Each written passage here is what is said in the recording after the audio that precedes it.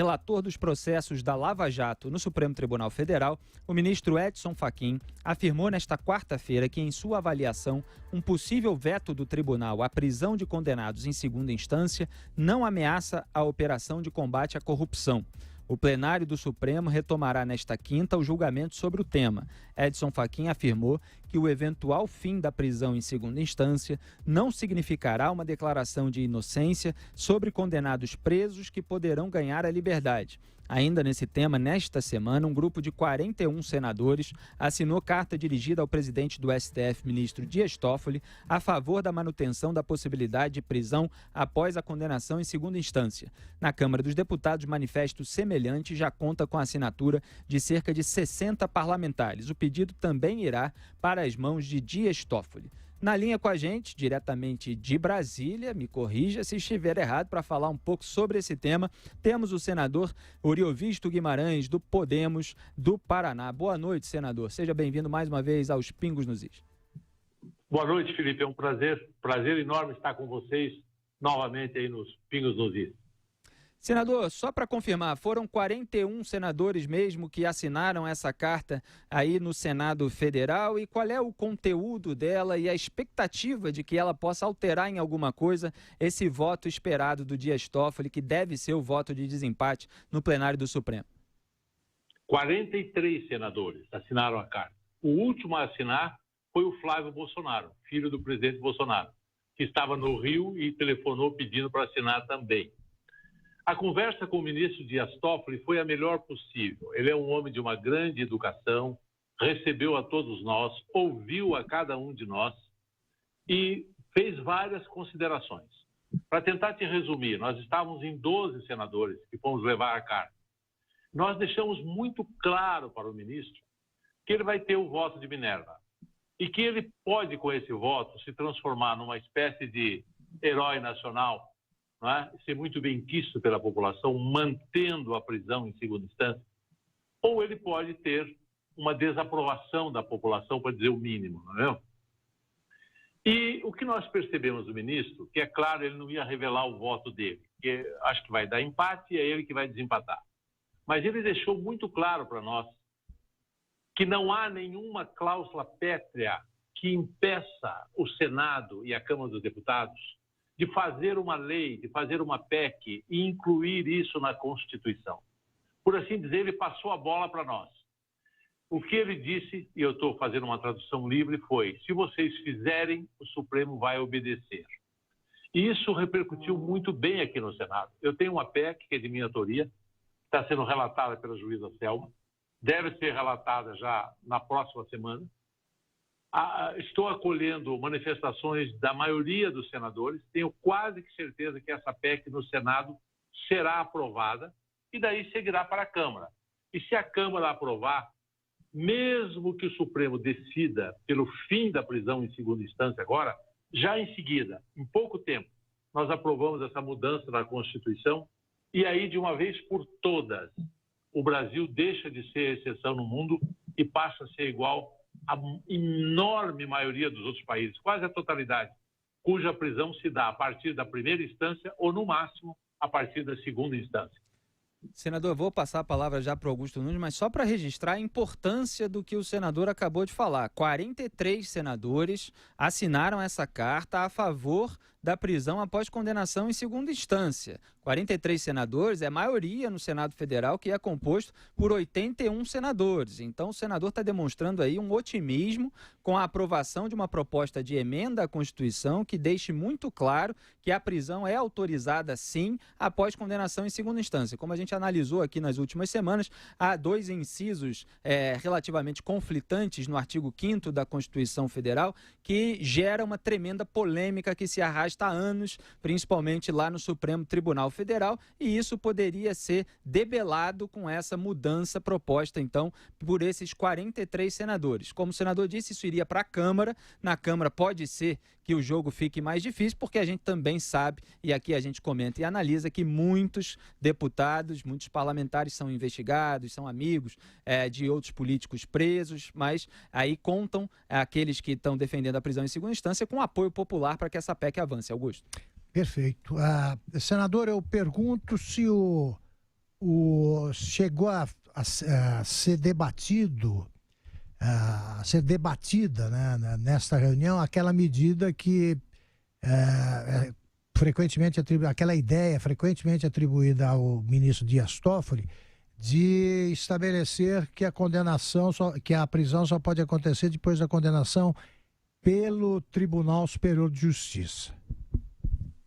Não, nós não chegamos a debater isso. Ele foi muito cauteloso no sentido de não antecipar qual será o voto que ele vai proferir. Pode ser que ele venha com essa novidade, é uma hipótese, e pode ser que não. E pode ser até que ele vote pela manutenção da prisão em segunda instância. Eu, sinceramente, conversei com ele quase 1 hora e ele foi muito hábil, porque eu não consigo te dizer qual é a tendência que eu vejo. Se eu pudesse dizer de uma tendência, é que claramente o Supremo e o ministro, no seu voto, vai jogar isso para o Congresso Nacional. Vai dizer claramente que a responsabilidade é nossa em fazer essa emenda à Constituição. Isso foi o que eu percebi, Augusto. Não consigo te dizer mais do que isso. Perfeito. José Maria Trindade, de Brasília, aí também tem uma pergunta para o senhor, senador. Diga, Zé. Senador, isso para mim é uma novidade, o presidente falar, porque quando ele abriu a sessão, esse julgamento, ele colocou ali de forma muito clara que se tratava de um direito individual, e sendo direito individual, aí poderia ser uma cláusula pétrea da Constituição, e ele disse para o senhor que não é cláusula pétrea. Por outro lado, eu queria dizer que o Congresso está muito bem, está cauteloso, é preciso aguardar esse julgamento do Supremo para então aprovar uma regulamentação da prisão depois da condenação em segunda instância. Já está ali demonstrado que através de lei não é possível. Os ministros estão dizendo isso nos votos, que se trata de matéria, portanto, constitucional. Não adianta aprovar uma legislação. Tanto é que o ministro Sérgio Moro até já vai tirar esse assunto, pediu para tirar esse assunto daquele pacote dele, que é um pacote infraconstitucional. A minha pergunta para o senhor é a seguinte: o Congresso, o senhor acha que tem fôlego político para aprovar imediatamente, como é a previsão, de uma emenda definindo, uma emenda à Constituição, definindo ali a prisão depois da condenação em segunda instância? Olha, eu posso falar do que eu sinto aqui no Senado, né? O Senado, através dessa carta, se manifestou. O pensamento majoritário no Senado, com 43 assinaturas, que é a maioria, está por escrito, está claro. O Senado é favorável à prisão em segunda instância.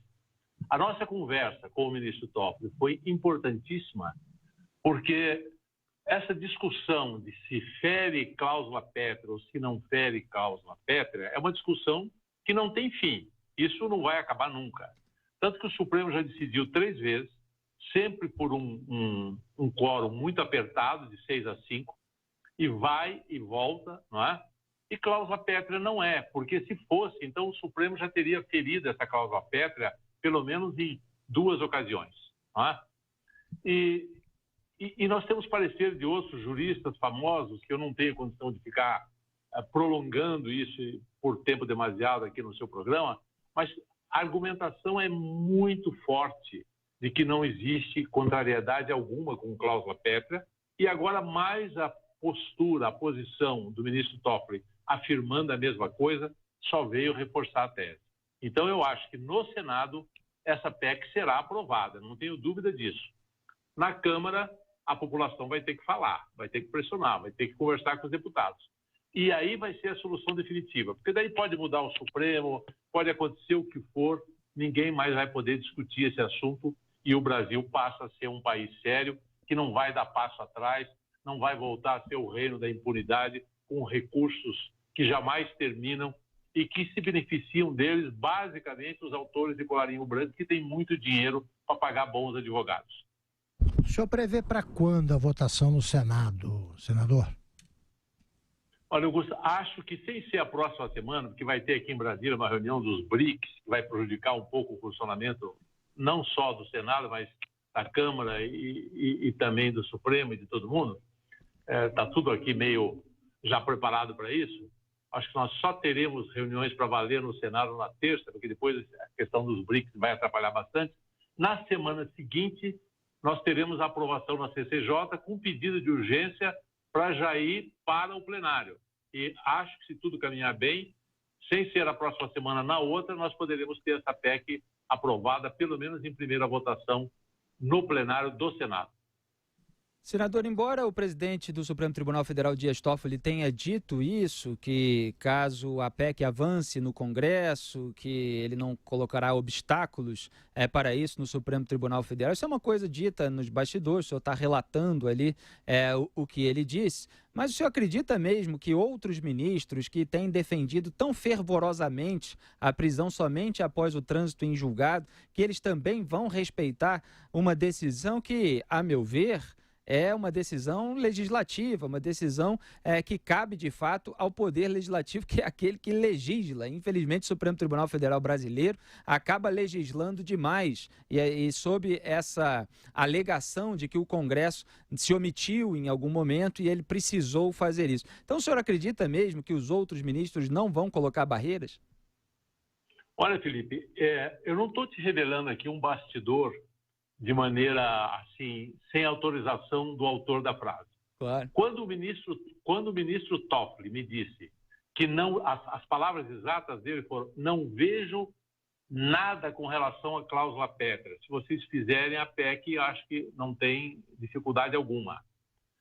Eu imediatamente perguntei a ele, falei: ministro, eu posso divulgar? O senhor está dizendo isso na frente de 12 senadores. Nós podemos divulgar isso na imprensa? Ele falou: perfeitamente. Vou, inclusive, escrever isso no meu voto. Então, eu acho que ele não terá como voltar atrás. E se nós tivermos já, pelo menos, eu acho que nós vamos ter 5 senadores, 5 ministros do Supremo votando a favor da prisão em segunda instância, mais essa posição do ministro Toffoli, nós criamos também no Supremo uma maioria para que a PEC seja considerada constitucional e que não haja nenhum obstáculo por parte do Supremo a essa PEC que o Congresso Nacional deverá aprovar. Perfeito, senador. E só para completar, há alguma articulação política em termos de convencimento, de persuasão, que seja possível que os senadores façam junto aos deputados dos próprios partidos e de outros partidos também, para que essa PEC avance na Câmara? Olha, isso normalmente acontece, porque se o partido tem uma posição aqui, porque o que vai acontecer em termos de política? Vocês são analistas, vocês acompanham a realidade brasileira e sabem como as coisas funcionam. Na medida que o Supremo disser que acabou a prisão em segunda instância, imediatamente eles vão estar passando a bola para o Congresso. A pressão virá para o Congresso, a pressão popular, o pedido, o clamor popular para que seja feita alguma coisa, para que o Brasil não volte a ser o país da impunidade, como era antes da Operação Lava Jato. Olha, os senadores já estão convencidos, aqui nós já temos maioria. Quando sair do Senado aprovada e for para a Câmara vai ficar com toda a pressão popular em cima dela. Eu acho que essa pressão será suficiente, sim, para fazer com que os deputados também aprovem. Eu estou, vamos dizer assim, cauteloso, mas otimista. Eu acho que o Brasil tem que encontrar saídas para passar a ser um país com uma cara nova, mais sério, mais firme, mais igual aos outros países no mundo. Isso é uma jabuticaba, essa história de recursos que não acabam nunca, só acontece aqui no Brasil. Isso cria insegurança jurídica, isso vai contra o crescimento da economia, isso desestimula estrangeiros virem para cá porque não sente segurança jurídica, desestimula investimentos. Eu acho que nós temos todas as razões do mundo, tá? Independente de investimento estrangeiro, para a proteção do nosso próprio dinheiro, dos impostos. Nós temos que pressionar a Câmara dos Deputados e os senadores para que isso aconteça. Ministro, uma última pergunta rapidamente que eu não resisto a fazer para o senhor é que essa maioria de 43 senadores que assinaram a carta, ela é realmente segura? Porque muitas vezes a gente vê essas listas e em cima da hora, na hora do vamos ver, como se diz no jargão popular, há muita pressão, muita negociação e ali 2, 3, 4 senadores acabam retirando o nome da lista, como aconteceu em alguns casos com a CPI da Lava Toga, que chegou a ter um mínimo de assinaturas necessárias, mas as pressões acabaram fazendo com que alguns parlamentares retirassem os seus nomes. Então, isso vai acontecer. O senhor acredita mesmo que essa maioria está assegurada? Olha, em política, a gente só pode afirmar depois que acontece. Um grau de dúvida existe. Se eu tivesse absoluta certeza, eu diria assim para a população: olha, não precisa fazer nada, está tudo certo, podem descansar que é seguro. Não, não é seguro. Pode acontecer isso que você está falando. Por isso, o meu apelo: é preciso que os movimentos organizados, que a sociedade civil, que vocês da imprensa, que todos que torcem por um país mais sério, para um Brasil com uma cara nova, né, continue a pressionar, continue a falar sobre esse assunto. Nós não podemos arredar o pé, nós temos que trabalhar nisso até o último voto. Possibilidades de aprovar, eu diria que são grandes, mas não sem a participação da população. Muito bem, eu segurei aqui a entrevista que o Zé Maria Trindade estava restabelecendo conexão, só para saber se o Zé tem uma última pergunta para o senador Oriovisto Guimarães. Diga, Zé Maria. Eu tenho sim. Senador, nós estamos vendo aí um debate político importante desse novo pacote. Eu acho que